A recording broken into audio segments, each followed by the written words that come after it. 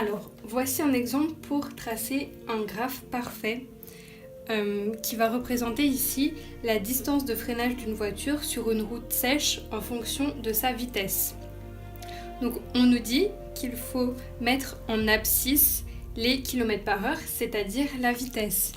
L'abscisse, c'est sur l'axe horizontal, ici, abscisse, comme le A de en bas, et en haut, c'est l'ordonnée, le haut comme en haut, c'est le même son.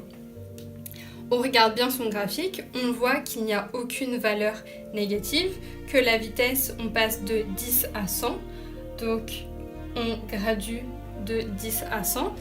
Et pour la distance, ça va de 0 à un peu plus de 60. Donc on va de 0 à 60. S'il n'y a aucun chiffre négatif, c'est pas la peine de tracer en bas ou sur le côté pour prolonger et avoir des valeurs négatives. Le graphe, il faut qu'il prenne le plus de place possible, comme ceci. On n'oublie pas de légender ces axes, bien sûr. Donc ici, d'accord, c'est l'abscisse, mais on n'écrit pas abscisse, ça représente la vitesse. Et une vitesse, ça s'exprime en km par heure. Ça aussi, c'est quelque chose qu'il faut noter, km par heure. Les ordonnées, ça représente la distance de freinage. On peut simplement écrire distance. Et si on regarde bien notre tableau, elle est exprimée en mètres. Ensuite, les points, on va les relier en pointillés au crayon à papier. Donc le premier point, c'est pour une vitesse de 10, la distance c'est 1,8. 1,8 c'est à peu près ici. On va faire notre point. Là, on va tracer comme ça. Le premier point sera ici. 20, ça représente à peu près 3,6, donc c'est un peu en dessous de 4. Alors, vous faites ça de manière un peu plus précise. J'ai un peu limité au niveau précision sur un tableau comme ça. Pour 30, c'est 6,9. Pour 40, c'est 10,3. Donc 10,3, c'est juste un peu au-dessus de 10. 50, donc 50, 16,1. 60, 23,2. 70, 31,4. 80, 41.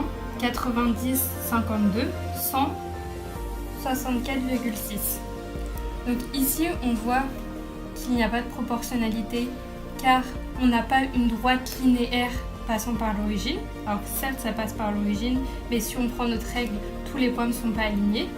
Donc pour tracer cette droite-là, on ne va pas prendre sa règle et tracer point après point. On va prendre son crayon à papier et on va tracer au mieux une droite passant par tous les points.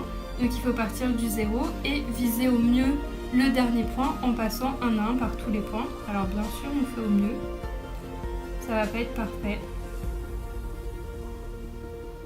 Mais ça sera mieux que de relier tous les points avec sa règle. Et donc ça, c'est la droite que l'on obtient.